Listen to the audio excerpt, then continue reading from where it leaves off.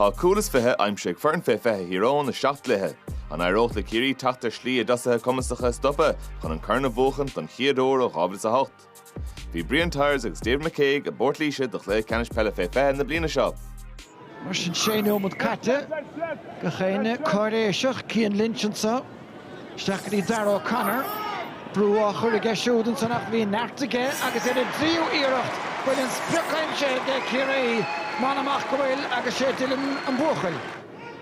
Michael Tansley mar sin gan chéan chúla bháin bin ceanna get daithí hógan Hibredáin ina gcuine a móta trí istóilm Evans an i ceálaach ar fad chun Cínan agus Ferris a teachtasteach ón Ghaán.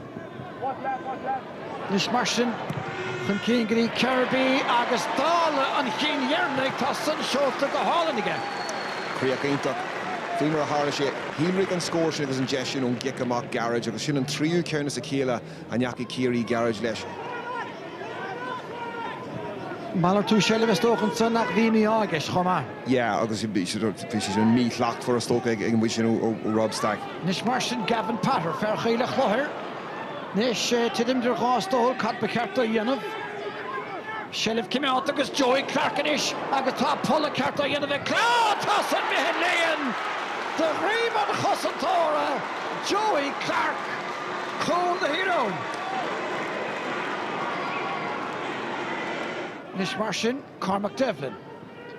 Stacharíis tá géirí lutha ferar ar a ghágan de stig agus tá Cassidy an a bhór a stig de Shellington óna an tríú ceannaige. Ciarraí Evans inis. Ríist scaoilte leisú tachan Céin Crowley teachta machanis fear an tampil nó. Stacharíistansa agus Dylan Fevro baiste bhuachail sin scór dád chaidán. Ard caidan ar fad a bhríon an crinne atá ag an bharóg seo Cormac Dillon níl mór an spásig teaslú agus casan séar a chos léan seo agus críoch ionach ar fad aige. Agus freigraí ionach ar fad ó Ciarraí don chúil sin. Evan Boyle dul trastanis chunig an héine dhéanamh. Sé O'Hare agus neidir sé seo ach an luas. A réistíanta go háilnar fad aige rafta sin Bertú an lína lán chúil agus tá an péite fachta agus chláirithe go háilnar fad ag Cormac Devlin. Paul Devlin an hástanis banistóir sé tusa. Cad an chéidir de dhéon fá chun stoppa chuir le for láb is híróninsa. Tá sé brú a chur an gaid a bhríon sin pás eile an tosaigh gan iiridas láb chuthair. Fachtaige Owen McElhome a réistant cosantóil chuir a gáthaige agus an isis. Bheithéráis le tíróin agus na peintí teach ceanna níige chéile. Tá ríis agus a ríis tháinig sin ón bás chun tosaigh a thug tíróin.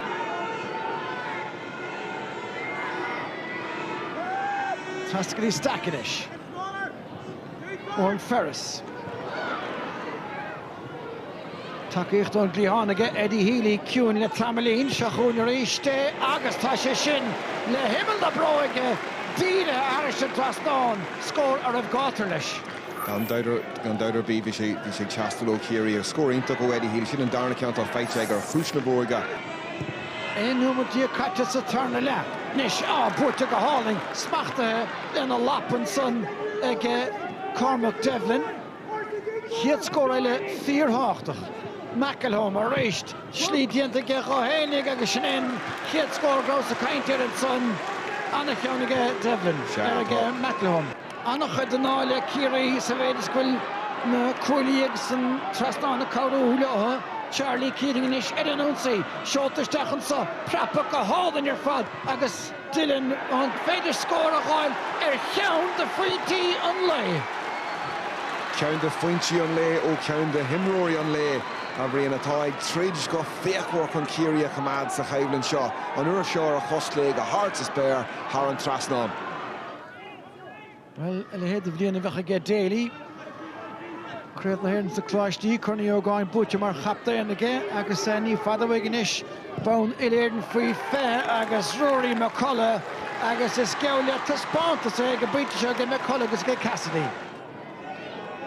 Nis mar sin pass an iasisteach a Joe Crowley agus bútar fad istigige an na habháilige McEnany. Bhí an pass go hóntaach ar fad aige Fionn Murphy. Fósaige Crowley tá cicéideach an son de Ciarraí. Tá cicéideach branta again ré teir mar a bhfuil dul bór an tá. change she Girach ag Michael Rafferty sa Voska agus tan ceart ag Paddy Neal and gur chuir sé láb timpeall. Ceanna get Tomás Kennedy. Ceanna get Cormac Dillon. Oh, shin kick Erike. No tálan fad again Luke Crowley. Bhí mar bhí an láidir nach chuine Rus Cumáin go hún ar a tíróin go húntaach ar fad ach bíonn tréimh sí beagas na cluichí go ligann siad na maidí leistra beáinín beagachú na hain le héadí ón McElhone agat ón de bhaile ní bailta de stócha. Búirteach an cín rééis leis an roid Dara Conor an cosantóir le cuis. Fácar Lár an son agus tócaige ón McElhone an dasóg an tusa. Tuspántas gan cháim nach mór agus a sé tarán agat mar léach. Agus an seachtú báta is siad tíróin Ciarraí ile éireann faoi fethe mar atá comórtas in isiorathaige airgrid gan dát.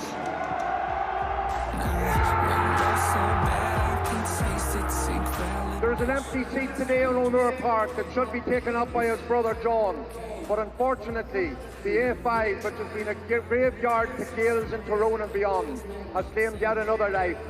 It is testimony to your resilience that you are here today leading this team out. And nobody can judge me, nobody but me. Hey. We started on the 18th of October. It was our first session getting the GAA, and it was the 19th of May, 7 months down the line. And I asked the lads, when we got going, there's eight boxes to tick off. And by God, they've ticked them off.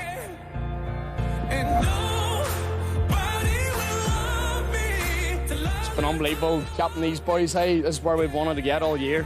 Agus tá Polycarp into the cloud, a lot of the time in Ulster, we would have been trying to break down fences. It was about taking no touches, moving the ball across the lines as quick as you could. Today, it was good football, kicked the ball, and obviously our forwards are incredibly dangerous.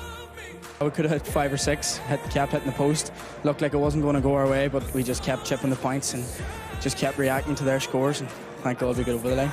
Agus an seachtú báta is siad tíróin Ciarraí ile éireann.